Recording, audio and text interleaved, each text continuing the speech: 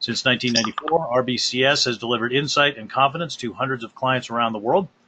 We have a team of international consultants that deliver customized training, consulting, and expert services for companies that are looking to improve their test and quality assurance practices. In this session, I am happy to welcome Nivia Henry. Nivia S. Henry fundamentally believes that happy people working in a healthy environment will do great things. This philosophy has driven her to build a 15-plus year career creating and supporting high-performing teams. Her career path has included agile coaching, enterprise agile transformations, product management, and people leadership. Today, Nivia applies her hard-earned experience as a quality and web engineering manager at Spotify. And I assume that you all of you have heard of Spotify, the famous Spotify. In this session, she'll discuss Spotify's perspective on quality and focus on how the organization has organically grown its test automation practice. If you have any questions during the course of the webinar for Nivia or for me or for both of us, you may submit them throughout the presentation via your webinar interface, but please note that they are answered only at the end. So let's just jump right into this. If we can get PowerPoint, advance the slide, that is.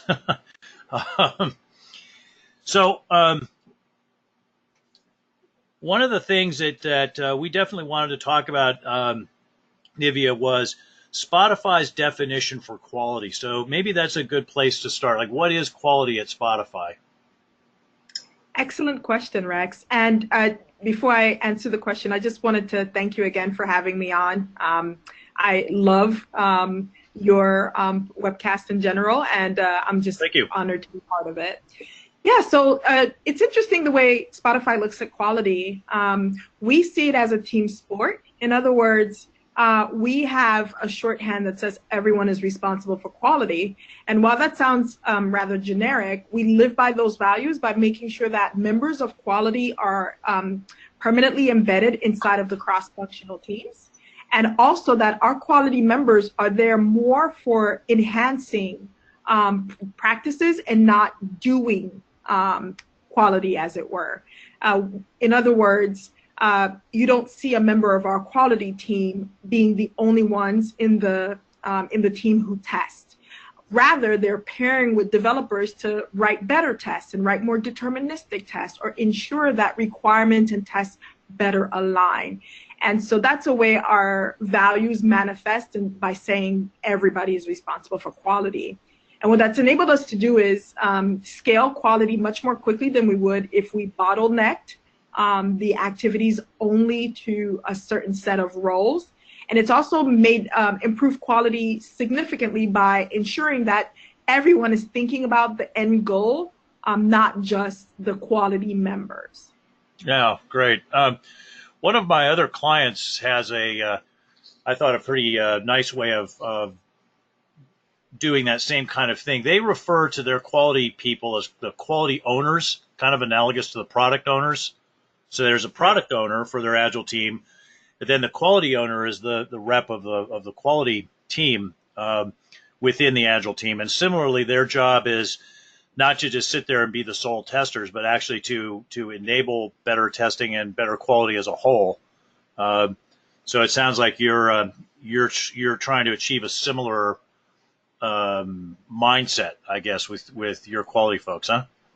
Totally. I love borrowing from the concept of product ownership because to me that's immediately recognizable as a model for what this person is intending to do. So I think that's really smart of your other client.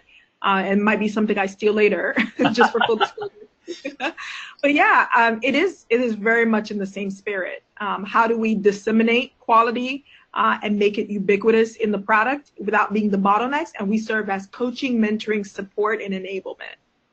Cool. What would you, when you think about the different things that you do, like from an operational point of view, what does quality look like, on a day-to-day basis? Yeah. So I'll give you a perfect example right now. We're working on a new feature, and obviously I can't reveal that, but Of course. what it is. But stay tuned. And this is not going to be a feature that necessarily manifests itself in a visual manner. And so what we are doing, a member of my team today is doing, is literally sitting down with that team and say, okay, this is not traditionally a visual test. So you can't think of it as your end-to-end client-based testing. How do we still ensure that we are incorporating the user experience, even if it's not a visual representation? In other words, how will the user interact with this if it's not going to be visually? And so that forces us to think differently about the types of tests we might do and the variances that we have to ultimately verify the system if it's not going to be as easy to do visually. So might it be contract testing? Might it be more integration testing? Might it be more dynamic testing, if you will, because now we have to make sure that we account for multiple instances that could impact the user in a non-deterministic way. So that's something we're excited about because it moves even further away from this visual/manual association with quality. Sure. And so that makes me excited. Another way that we operationally that we support a squad is we have regular test sessions. There's this fallacy that as soon as you move away from manual testing, it means you never have manual testing again. As you know, there is no tool or framework that can substitute the human eye and the human intuition. So what we've done is we're creating models and frameworks for better visual and manual test sessions. In other words, we expect the highest level, we expect majority of our work, testing work to be automated, but we still understand the need for visual checks, especially when it comes to the user experience. So how do we systematize that so that anyone can do it? It doesn't necessarily need to be led from quality. Got it. So those are examples. Cool.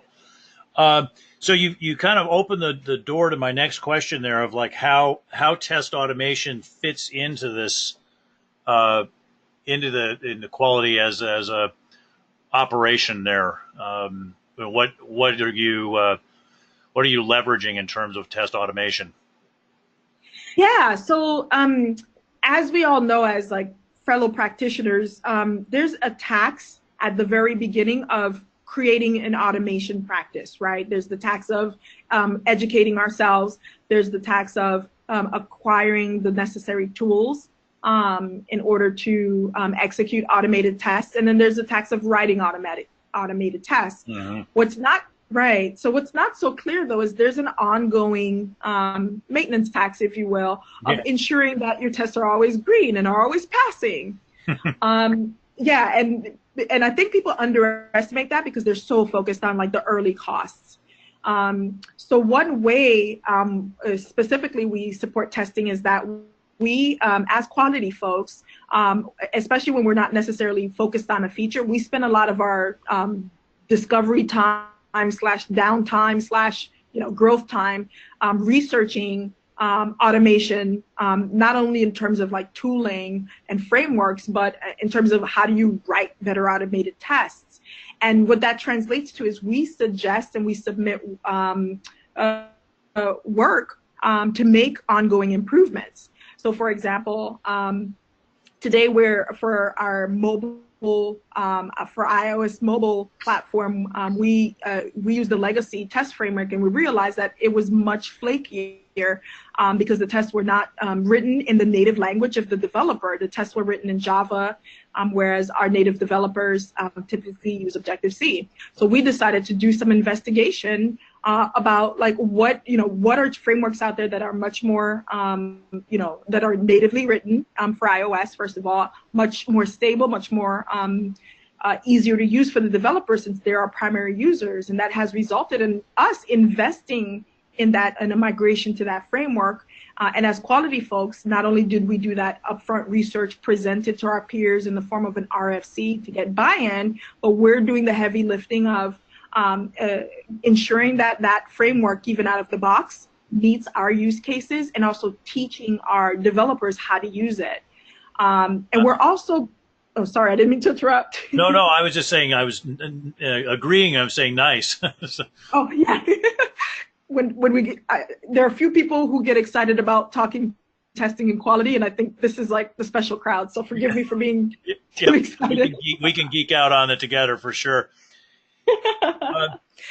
Yak, you brought up some really key points there of maintainability and coping with this issue of the flaky automated tests. You know, sometimes it passes and sometimes it doesn't, and kind of got into what I would sort of refer to as test automation architecture. You know, of like going beyond just, hey, I'm going to sit down and automate some tests and see what happens, but I'm going to stand back and I'm going to think about, you know, what's this, where is this going to go longer term? So it sounds like that's kind of a role that you guys play. Totally. So automation strategy, and to your point, automation, not just for its, you know, its sake, so that we don't sort of overinvest without seeing the necessary benefits. That's definitely something we constantly look at, and we do that through, you know, obviously there's an aspect of using data and metrics as a way of determining, okay, first of all, in our frameworks today, what is the return on investment we're seeing? Are we have bug counts, we have sort of code smells, I would almost say, that lends us insight into seeing whether or not our automation is even making a difference and what's the next level of investment. One framework we use to do that is to think about the idea of the test pyramid, and to try to move down the pyramid and invest down the pyramid.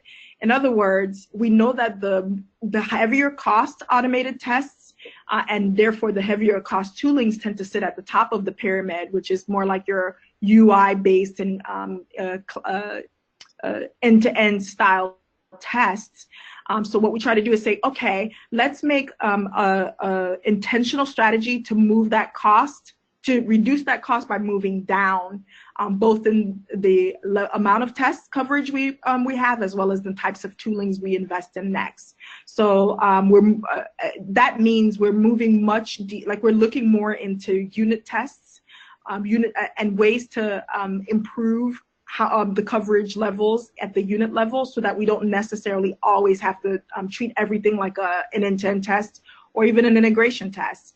And even on the integration front, we're breaking down what integration means, so that when we write an automated test, we're not overlapping our cases, so that we're just reproducing and duplicating coverage. We're really focusing on exceptions, almost like a pairwise model, if you will. Like, what is the minimally sufficient coverage, and what are the minimally sufficient tests that we can have?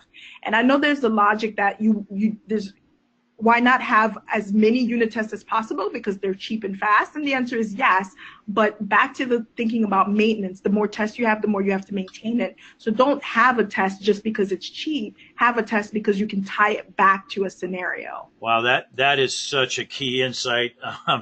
You know, I have seen this with so many clients where they get their automation framework set up and they get all excited about it, and they just like, hey, let's write a test and throw it in the bucket, and write a test and throw it in the bucket, right? And they just, they keep thinking, well, the bucket is infinite, right? And the bucket is bottomless because it costs nothing to write this test, and it costs nothing to run it. And of course, neither of those things are true, right? I mean, there's always a cost to write the test, and there's always a cost to run it. And I tell clients over and over, it's like, guys, it is the cost to have and maintain and run a test will never be zero, but the value of the test can actually be zero or even less than zero. Exactly. You really got to be thinking about, hey, you know, what do I really need to have automated? What is important enough that I want to run this every time I do a build? You know, bingo. Yeah, bingo. Yeah, I'm so glad you brought that up. Cool. It, You mentioned like improving the business value of automation by trying to push the automation lower on the pyramid, and again focusing on tests that are important to run, not just automated tests because we can automate the test kind of thing. Um, right. how would you say that Spotify measures the business value of automation? What are you Oh, guys looking at? great question. A few, I would say, run like the test suite runtime is huge for us. Like we want to make sure that we can run our tests and our test suite on a repeatable basis as frequently as possible. And so we try to keep those test suite runtimes fairly succinct because, as you know, it takes a load on the machines running the Right. test suite, and of course, if you can't run it if you can't run it quickly, then you'll run it less frequently, which is bad for everyone. So I would say that's like a key performance indicator for us is how quickly can the suite run. Cool. Secondary, sorry. I said, cool. That's another really great insight, and I'm glad you shared that because I think a lot of times people fall into sort of the traditional um, how much effort would this take to do manually, right? And while there's value in that, you I think what by focusing on the how quickly can we get it to run, you're emphasizing another thing that people often forget about with automation, which is getting you that faster feedback, right? Of like, have we Thank broken you. anything, you know? Oh my good, that's the word, faster feedback cycle. The Yeah. only way one wins at delivering quality is to shorten your feedback cycle. That is the only consistent competitive advantage in my opinion. And so the more tests you can run, more quickly you can react to potential issues, and the more you can get ultimately ship. So I love that word. It's part, think of, if we're thinking of this from an agile mindset, we have to apply the agile values, and fast feedback cycles is a consistent value that should still apply to our automation. Yeah, yeah, absolutely. And of course it's also then supporting uh, that ability to embrace change, right? Because you're able to better manage regression risk, right? So we're Exactly. embracing change, we're providing faster feedback, and that's being enabled by automation, right? Exactly. And if you make your test too bulky, you are literally taking away one of our core advantages for moving to automation to begin with. Yeah. I've run into this with clients too, where they've heavily invested in automation, through the UI and so forth, and then I'll say, well, you guys run those in every build? They're like, no, we really can't. It takes so long that we only run them 3 times a week. Oh Um, my God. and I'm thinking, man, if you could just focus on the you know, tighter set of tests that could be included, but when they ran them, they didn't. Or when they built the test, they didn't keep track of which tests cover which things. Oh So no. they have no intelligent way of going in and pruning, and so yeah, that's you really But you do know have to what? keep your eye on the ball. Indeed. But you know where I'm heartened though? If they're bringing in somebody like you, Rex, that means they recognize that, okay, we want the value, we're not realizing the value. Clearly, there's something either wrong or we're not doing. And bringing somebody like of your caliber and of your experience is to me heartening. It's worse when the response becomes, well, the team sucks and quality is automation is not worth it, so let's do nothing. So I'm actually heartened to hear when your clients talk to you about this because they're engaging you. Well, thank you for the kind words. I've definitely seen that the automation failed, therefore the team sucks before, or more accurately, I've kind of come in the radioactive nuclear fallout that was still laying around Oh after that had happened. no. Like a large investment was made in automation, and just some of the stumbling blocks that are easy enough to trip over were tripped over, and then the assumption was, well, the team sucks, right? And yeah, Exactly. I, I'm sure you've seen this or heard about this of you know, when something big and high visibility fails, it's not always the case that people look into, well, let's figure out why it failed and let's try it again with the Right. lessons learned. So sometimes it's, oh, that doesn't work, you know? So my clients that Exactly. have had the worst experiences with automation, a lot of times, you know, I've learned just not even to bring up test automation with them, is they just get all red in the face and start sputtering, test automation doesn't work, or Oh those my tools are goodness. all a scam, you know? And it's, you know, and I can say, well, no, I mean, you guys made some mistakes, and you know, try it again. You learn some lessons, but sometimes that just they're not even open to that conversation. Totally. No, I hear you. I used to also, in addition to test automation, I used to hear the same thing about agile. We tried it, it didn't work. Oh, well, I mean, first of all, just like test automation, you can't make broad statements like we tried automation, we tried agile. You have to talk about what you tried because that matters in your context. And you have to think about, as you just said, you have to retrospect on what didn't work. Because at the end of the day, the value proposition doesn't go away. It's not like, well, it didn't work, but we solved the problem through another means. Whenever you go one layer deeper, as I'm sure you do too, and say, okay, it didn't work, but did you find something that did? The answer is never, oh, yeah, we solved this. No, the answer is, that didn't work, and we still have the problem. Well, maybe then we should invest in why it didn't work so that we can ultimately get to fixing the problem. Why not? Why don't we, right? Yeah, absolutely. Yeah. Um, well, I asked you for a few minutes out of your day today, and I appreciate you doing that. Have you got time for another question from me, and then maybe one or two from the audience? I would be delighted to, Rex. I owe you, so you have me for as long as you need me. Well, thank you for that. I think one of the ones that I would like to get on. We had talked about maybe discussing horror stories, but I think I've probably shared a few of those myself here. So let's go the other way. What would you consider the best decision or the best decisions that Spotify has made about automation? Really good question. This might sound overly simplistic, but I think the decision to push towards native formats for the framework automation frameworks has been a life changer. What I mean by that is think of yourself as a developer who have to already context switch on so many points of the software development lifecycle. Now, again, we're asking you to first of all test early and often because there's a value. But while you're testing early and often, if you're not a native, if your native programming language is A, switch to B and do both. I mean, really, that's so unfair. Yeah. And we've seen that through, yeah, we've seen the manifestation by fewer tests and tests that are sloppily written. Like we treat test code like it's actually not code at all. Remember, test code is code. Mm-hmm. So by switching to their native language, it just removes or at least reduces the barrier. They can really sort of oscillate much more easily in thinking about the test, pseudocoding before they start writing the actual code. So that would be one. Can I answer one more for Oh this? yeah, Because there's a absolutely. second one. Yes, absolutely.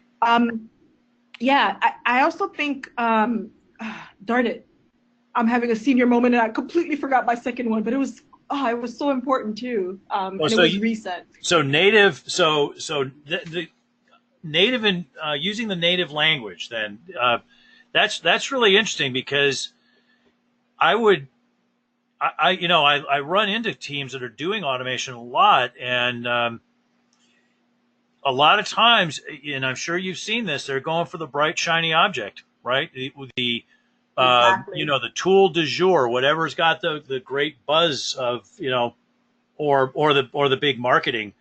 Um, Totally. and so you're saying no, refocus on, you know, making the automation a natural fit for the skills that Yes. your developers have, so that you're leveraging you're leveraging your developers, not trying to leverage some tool. Eggs, bingo. You said it perfectly stated, even better than I could. Make your investment in developer productivity. Don't chase the marketing shiny object. Not And you will get much more usage out of the test and it will pay for itself. that's I mean that's a huge insight, really. I mean, to to hear you say, look, this is what we did at Spotify and it works. that's a major takeaway, and I hope a lot of people really tune into that here that are listening, because as I said, that bright shiny object of the latest and greatest tool, that's plenty of teams have thrown lots of money into trying to get ROI that way, and not gotten it. So Exactly. yeah, that's a really good one. I'm definitely gonna steal that one. If you want to steal quality owner from my other client, I'm stealing that insight of, do what you can to leverage the skills and productivity of your developers. Don't let the tool get in the way. That's great. Exactly. Cool. By the way, that's another Rex superpower of like taking a bunch of words and like distilling it into fine points. So yes, thank you. So let me get you a question here from Stefano, who is a longtime listener of these webinars. He says, it seems at Spotify you have a clear quality-oriented mindset across all of the company. Did you achieve that via a transformation, or is it more the result of the hiring process, that is, only hire people that have that mindset? Brilliant question, Stefano. I think you have a gut feel of the answer, and it's the latter. The thing about transformations is it requires you to make a case of the future state that's not always clear, and the values are very abstract unless you do a ton of research, like quantitative research. But if you want to make meaningful, lasting changes, what could work is introducing it gradually through the population, so that one day you wake up and suddenly everyone thinks that way. Now it's no longer of how we're doing with the transformation. Did we achieve our goal? Like, what was the value? No, skip all that. If we understand fundamentally that quality, the quality mindset is important to all of us, incorporate that into our hiring practice. And we did it as simply as putting in quality questions right alongside programming questions. It wasn't some major revamp. And then we hired people with that mindset. Now, we also started out with quality roles like any traditional organization. And that organization, we did have to change our charter to evolve. So I can understand that if you're sitting in an organization today that has a more traditional quality approach, it may seem too long to hire in the change you want to see. So just work on your current quality population of having them empower others. They may worry at first about, well, what does this mean for my role? But what they realize is that they get more satisfying roles down the end, because it removes them from the daily tactical work of and bottleneck really, and stress really, of being the one to physically test every instance, and really about teaching others, mentoring others, which is ultimately more satisfying. Yeah, that's a great point. That was something that in one of the previous 2 points of view with Marit, I'm going to butcher the Finnish last name, Pajari. If I'm getting that, if Marit, if you're listening, please don't yell at me for saying your last name wrong. But I did remember Marit's key point, which is exactly what you just said of, make that quality role one of a quality coach, a quality enabler, really set it up so that mindset and those capabilities from a quality point of view are amplified across the organization, rather than just being, in this little silo of like, here, you sit over there and test stuff and tell us what didn't work, Exactly. Cool. Well, those are some great insights, Nivia. I really appreciate your time. It was an interesting conversation. I hope the listeners enjoyed it as well. I'm sure they did. Thank you. Likewise, Rex. And thanks again for the opportunity. I'm staying tuned to the next episode. Cool. Would you like to add any sort of final words if there was anything that I didn't hit on? Final words are, hang in there. It's a journey, and really invest in empowering others. If you are a quality member today or a quality leader, find ways to get earlier on into the process and making a demonstration of value for yourself and your team. And not necessarily trying to retain your position as a manual tester, because ultimately we all have to adapt. Yeah, excellent advice. And I've seen the people who have learned to do that and who are thriving in the way things have changed, and the people who are resisting, who are having a tougher time of it for sure. So very good words. Thank you. So Thank you so much. I hope all of you enjoyed this free webinar from RBCS. We do these free webinars as a service to the software testing community, because at RBCS we are a not just for profit company. If you enjoy our free webinars and feel that they demonstrate solid insights into the kinds of testing challenges you face, please make RBCS your preferred software testing vendor for any and all expert services, consulting, or training. We're happy to provide a quote for any such help you might need. Send us an email, info@rbcs-us.com. So thanks again, Nivia, for these wise words. We'll have the recorded version of this webinar out on our YouTube and podcast channels, and we'll let everybody know about the links to that, and I'll, of course, share those with you, Nivia, too, so that you can pass those along if you'd like. Thank you. All right, thank you. Thanks, everybody, for attending. This ends the webinar, and see you guys next time. Bye-bye.